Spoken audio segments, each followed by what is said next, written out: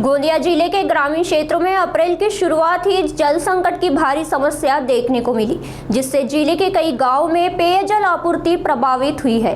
नलों से अनियमित पानी आने के कारण ग्रामीणों, खासकर महिलाओं को सुबह से ही बर्तन, गुंडी, बाल्टी और ड्रम को लेकर लंबी कतारें खड़ा होना पड़ रहा है। कई जगहों पर घंटों इंतजार के बाद पानी ही नहीं मिल रहा है। हालांकि जल जीवन मिशन के तहत लगभग 70% पाइपलाइन का काम पूरा हो चुका है, फिर भी पिछले 5 वर्षों से कई गांवों में काम अधूरा पड़ा है, जिसके चलते पानी की समस्या लगातार बनी हुई है। ग्रामीणों ने प्रशासन से मांग की है कि लंबित कार्यों को जल्द पूरा करे और नियमित और सुचारू जल आपूर्ति सुनिश्चित की जाए। पाण्याची खूप समस्या आहे। धोबीसराड पहिलेपासूनच खूप अडचणीचा सामना करतात लोक, परंतु या गावामध्ये जलजीवनची योजना मंजूर आहे जिल्हा परिषदमधून, पण आतापर्यंत ती योजना पूर्ण झालेली नाही।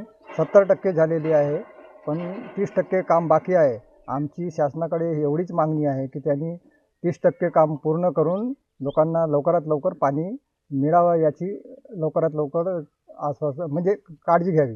हो, उन्हाळ्यात 3-4 महिन्यापासून 5व्या महिन्यापर्यंत खूप रांगा लागतात ना, खूप त्रास होते पाण्यासाठी। आम्ही व्यवस्था आता मी माझ्या परीने ग्रामपंचायतच्या पणे 1 किलोमीटरपासून मी शेतातून पाणी आणतो आणि लोकांची पाण्याची गरजा पूर्ण करतो।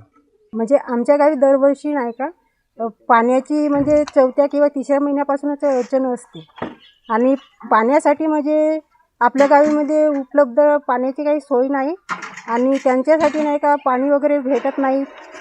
बोरवेलला थोडा पाणी येत आहे, मग आपल्या गावामध्ये थोडासा म्हणजे पाण्यासाठी लाईन वगैरे लावा लागते आणि नंबर वगैरे असं हो, एक तास म्हणजे एका गुंडीला भरायला लागते ना, पाणी येत नसते तर थोडा येत असते बोरवेलला पाणी। माझी अशी मागणी आहे की जल जीवनचे कामं पूर्ण करावे अशी हे शासनाकडे अशी मागणी आहे आमची।